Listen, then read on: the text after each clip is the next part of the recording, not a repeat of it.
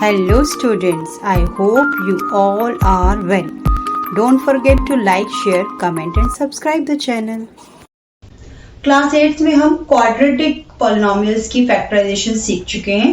Class 9th में हम cubic polynomials की भी फैक्टराइजेशन सीखेंगे, लेकिन उससे पहले क्वेश्चन नंबर 4th में क्वाड्रेटिक पॉलिनोमियल्स की फैक्टराइजेशन को एक रिकैप कर लेते हैं। Let's start now.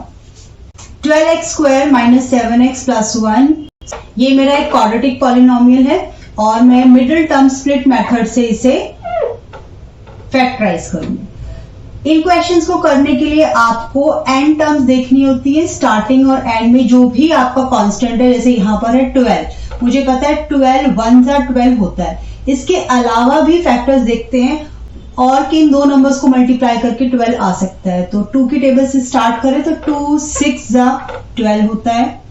इसके अलावा 3 4 जा भी 12 होता है और फिर 4 3 जा रिपीट करने की जरूरत नहीं, क्योंकि 3 4 जा लो या 4 3 जा लो सेम है। आपके पास ये जो फैक्टर्स आए इसमें से मुझे आंसर निकालना है। मुझे ऐसे फैक्टर्स को ढूंढना है जिन्हें ऐड या सब्ट्रैक्ट करके ये मिडिल टर्म -7 बने। याद रखना 7 नहीं ढूंढना है, मुझे -7 ढूंढना है।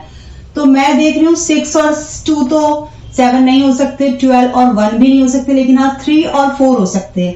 लेकिन 3 4 को ऐसा क्या करा जाए कि मुझे -7 मिले, तो मुझे करना पड़ेगा -3 -4, क्योंकि इंटीजर के अकॉर्डिंग माइनस माइनस प्लस होते हैं और साइन बिगर का लगता है, तो आई गेट -7। तो मेरे पास ये दो मिडिल टर्म स्प्लिट करने के लिए आ चुकी है, बस मुझे इन्हें रिप्लेस करना है। 12x स्क्वायर की जगह 12x स्क्वायर ही लिखूंगी मैं, +1 की जगह +1, सिर्फ -7x को स्प्लिट करके मैं लिख दूंगी -3x -4x। बस ये चेंज करा है मैंने। अब कुछ भी नहीं है, सिर्फ कॉमन निकालना है।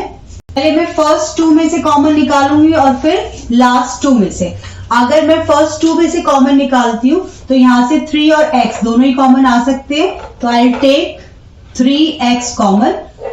3 4 जा 12 होता है, तो 12 की जगह आएगा 4। x स्क्वायर में से एक x बाहर आ चुका है, अंदर बचेगा सिंगल x, माइनस 3x मैंने ऑलरेडी बाहर ले लिया है, तो यहाँ पे बचेगा 1।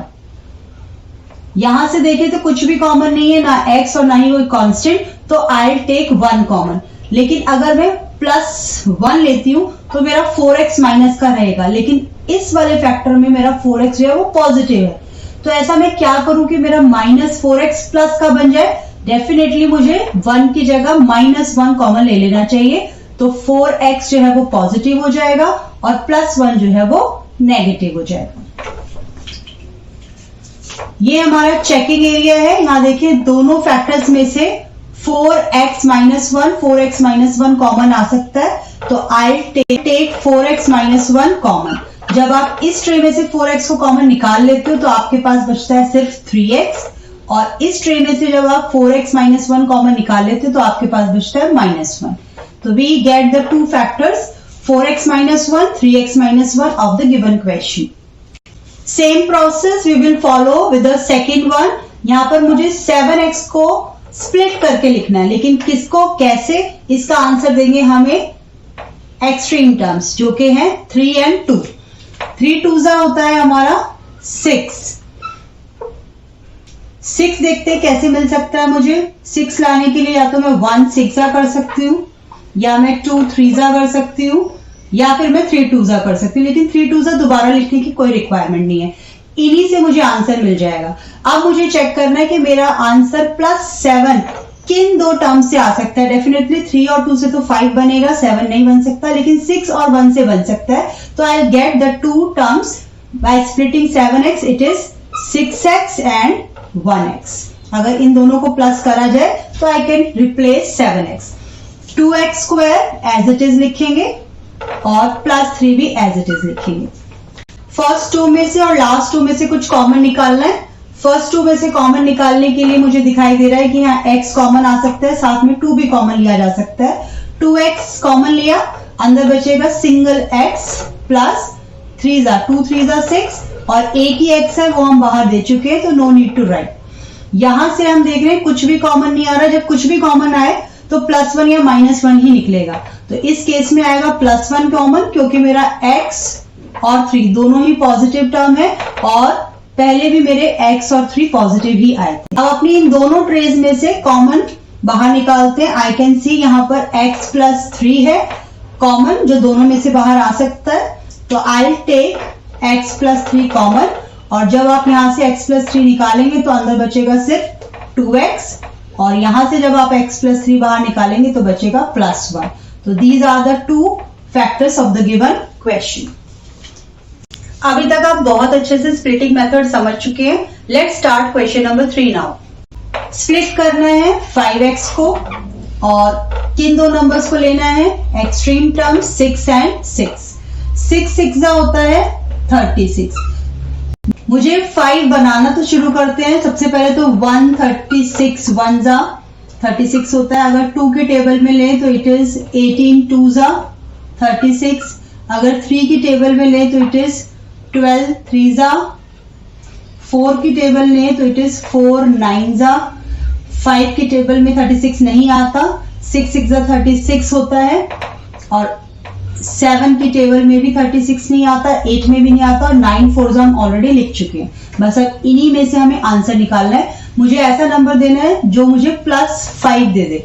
तो अगर मैं देखूं तो 1 और 36 को अभी मुझे +5 नहीं दे सकते, ना ही 18 और 2 ना ऐड करके दे सकते हैं और ना ही सब्ट्रैक्ट करके दे सकते हैं। 12 और 3 का भी सेम केस है, लेकिन 4 और 9 को सब्ट्रैक्ट कर दूं मुझे +5 मिल सकता है। अब क्योंकि मुझे +5 चाहिए तो मुझे 9 को तो पॉजिटिव रखना पड़ेगा और 4 को नेगेटिव, तभी मेरे को +5 मिलेगा।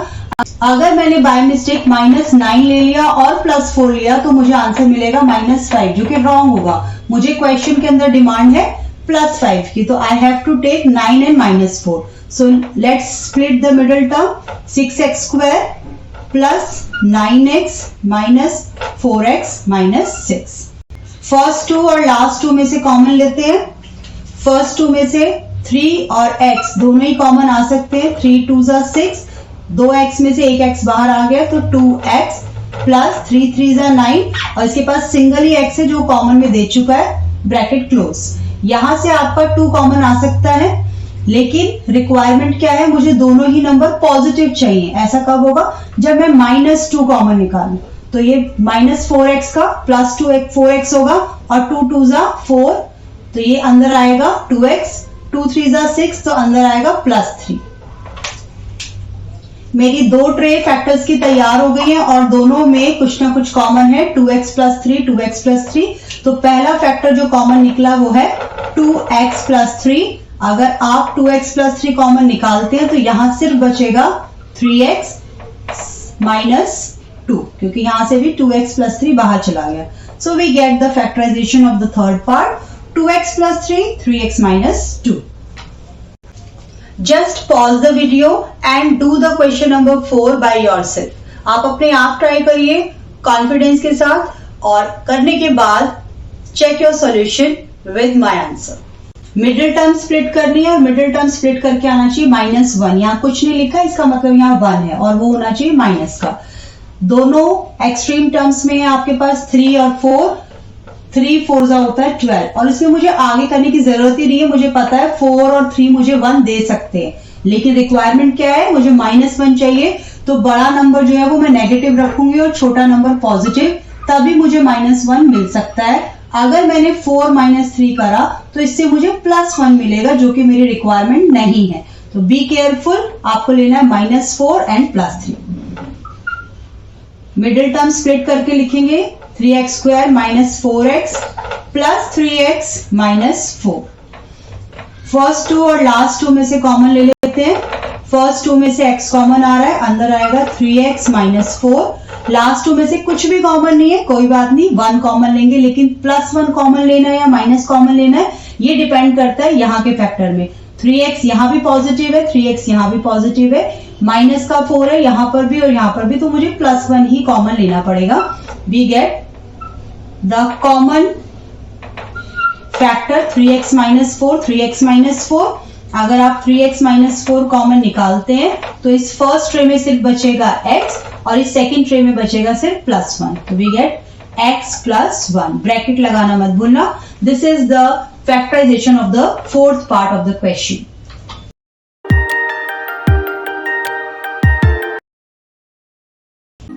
Don't forget to like, share, comment and subscribe the channel.